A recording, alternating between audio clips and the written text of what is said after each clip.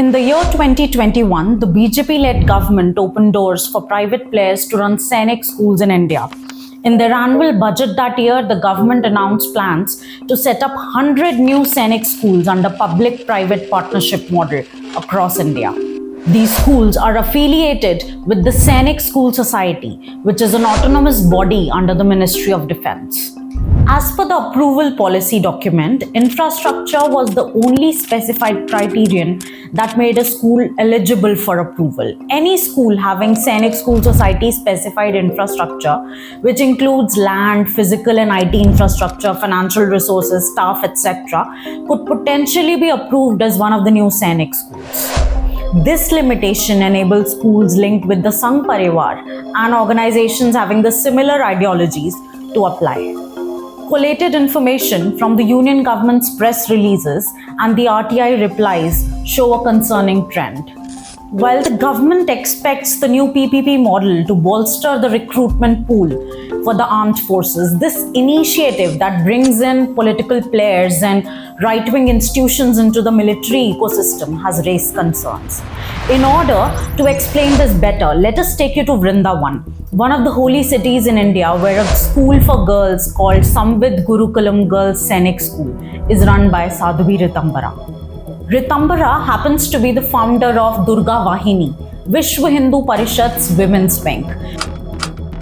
She was also a key figure in Ram Janambhoomi movement in the 90s. In June last year, Ritambara addressed the students in her school about honor, traditions and rituals during a personality development camp in one of the school's events.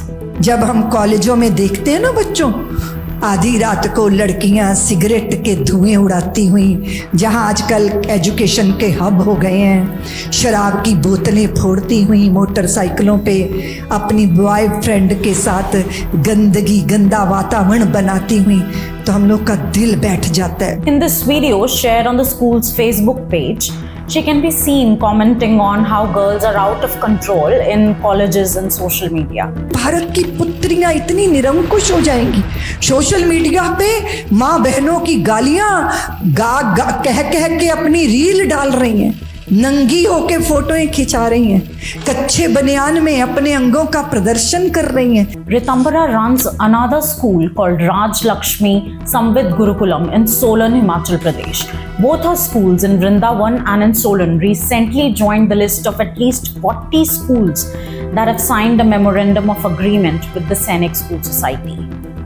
To simplify, for a school that has classes till to 12th standard, Sainik School Society offers to provide support of a maximum of 1.2 crores per annum. This is given as a partial financial support to the students. Other incentives offered to the schools include an amount of rupees 10 lakhs as a training grant given annually based on the academic performance of the students in class 12th. Despite the government support and incentivization, the Reporters Collective found that the annual fee for senior secondary ranges from a nominal of rupees 13,800 a year to as high as rupees 2,47,900, indicating a significant disparity across the fee structures of the new Sainik schools. This brings us to the next question: who will run the new Sainik schools? Multiple government reports have pointed out the importance of Sainik schools in sending cadets to defense institutions. The standing committees on defense have often emphasized Sainik schools' role in preparing cadets for National Defense Academy and Indian Naval Academy. According to the 2013-14 Standing Committee on Defense, nearly 20% of the Sainik school students appearing every year for NDA exam make the cut. According to the data submitted in Rajya Sabha earlier this year, over 11% of Sainik school cadets joined the armed forces in the last 6 years. This is what a retired Major General who didn't want to be named had to say about this new PPP model. According to the RTI responses, at least 40 schools have signed memorandum of agreements with Sainik School Society between May 5th, 2022 to December 27th, 2023. Out of these 40 schools, 11 are directly owned by BJP politicians or managed by trusts chaired by them or belong to the friends and political allies of the BJP. 8 are managed by the RSS and its allied organizations directly. 6 schools have close ties to the Hindutva organizations of far-right rabble-rouser groups and individuals, and other Hindu religious organizations.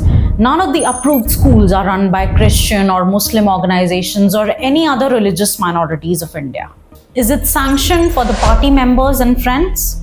Like Ritambara, the Adani group was also given affiliation to run a Sainik school under its foundation.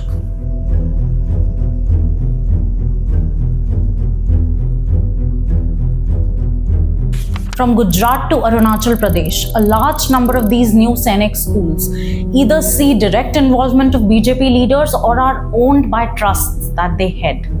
Here are some of the schools which have received approval to become new Sainik schools. Is this the saffronization of Sainik schools? The list of approvals didn't just include BJP leaders. The mandate to run private Sainik schools was handed out to RSS institutions and several Hindu right-wing groups linked with it. Vidya Bharati Akhil Bharatiya Shiksha Sansthan, also known as Vidya Bharati, the educational wing of RSS, is one of them. Often accused of rewriting history, indoctrination, anti-Muslim curriculum, and the school is quite upfront about how they define their mission. 7 such affiliations went to the already existing Vidya Bharati schools across India.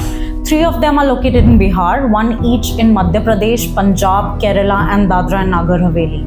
They, as mentioned on their website, want to build a younger generation which is committed to Hindutva and infused with a patriotic fervor. Here are some other schools.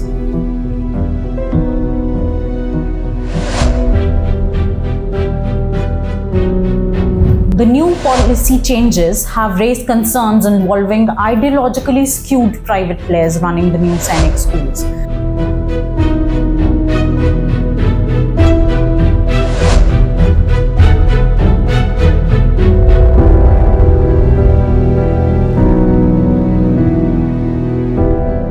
Several other Hindu religious trusts, some of them founded by Hindutva rabble-rousers, have received approvals to run Sainik schools in their existing setup.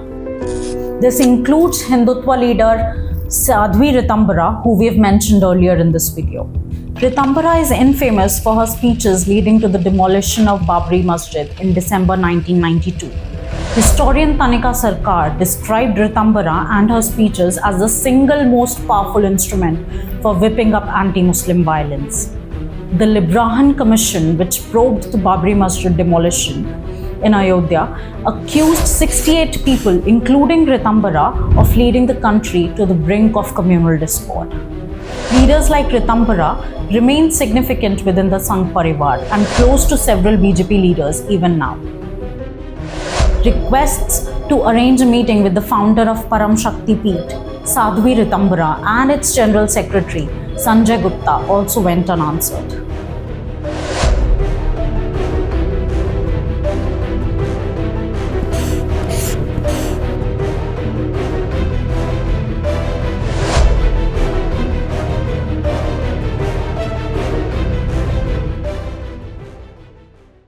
The Reporters Collective is a deep dive journalism collaborative that independently reports on issues of public interest. Stories like mine take time and resources to produce. Please consider donating.